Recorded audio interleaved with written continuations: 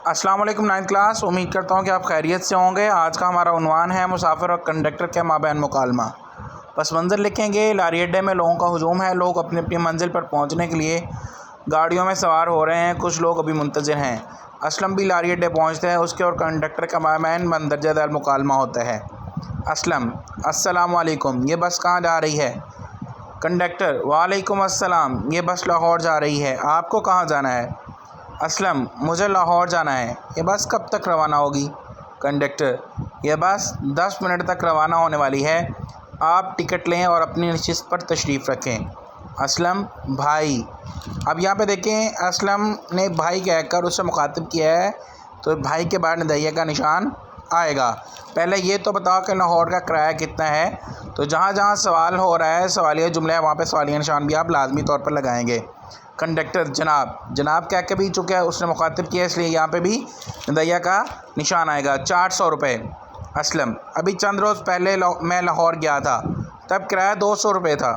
چند روز میں کرایہ دوگنا کیسے ہو گیا؟ کنڈکٹر: جناب، آپ جانتے ہیں کہ پیٹرولیم مصنوعات کی قیمتوں میں اضافہ ہو گیا ہے۔ ہماری یہ بس نان سٹاپ ہے، اس لیے اس کا کرایہ 400 روپے ہے۔ اسلم: پیٹرولیم مصنوعات میں اتنا اضافہ نہیں ہوا ہے جس قدر آپ نے کرایے میں اضافہ کر دیا ہے۔ جب پیٹرولیم مصنوعات کی قیمتیں کم ہوتی ہیں تو آپ یہ کرایہ کم نہیں کرتے، لیکن جو ہی ان میں اضافہ ہوتا ہے تو آپ بے تحاشا اضافہ کر دیتے ہیں۔ کنڈکٹر: جناب، ایسی بات نہیں ہے۔ ایسی بات نہیں ہے جناب، ہم پیٹرولیم مصنوعات کی قیمتوں میں کمی بیشی کے مطابق کرائے میں کمی یا اضافہ کرتے ہیں۔ ہم دیگر بسوں کی نسبت بہتر سفری سہولیات فراہم کرتے ہیں، اس لیے ہمارا کرایہ کچھ زیادہ ہے۔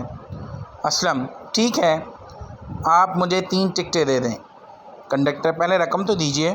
اسلم: یہ لیں جناب۔ اسلم 1500 روپے دیتا ہے۔ تو یہ جب ہم کسی چیز کی کیفیت بیان کر رہے ہوں گے تو وہ بریکٹ کے اندر ہی لکھیں گے۔ کنڈکٹر: یہ لیں ٹکٹیں اور نشست نمبر 28, 29 اور 30 پر تشریف رکھیں۔ اسلم: آپ مجھے بقایا رقم دینا بھول گئے ہیں۔ کنڈکٹر: نہیں جناب، یہ لیں 300 روپے۔ اسلم: یہ ہمارے 2 بیگ ہیں، انہیں حفاظت سے رکھ لیجئے، ان میں بہت قیمتی سامان ہے۔ کنڈکٹر: آپ بے فکر رہیں، آپ کا سامان بحفاظت پہنچا دیا جائے گا۔ اسلم اور اس کے ساتھی اپنی اپنی نشستوں پر بیٹھ جاتے ہیں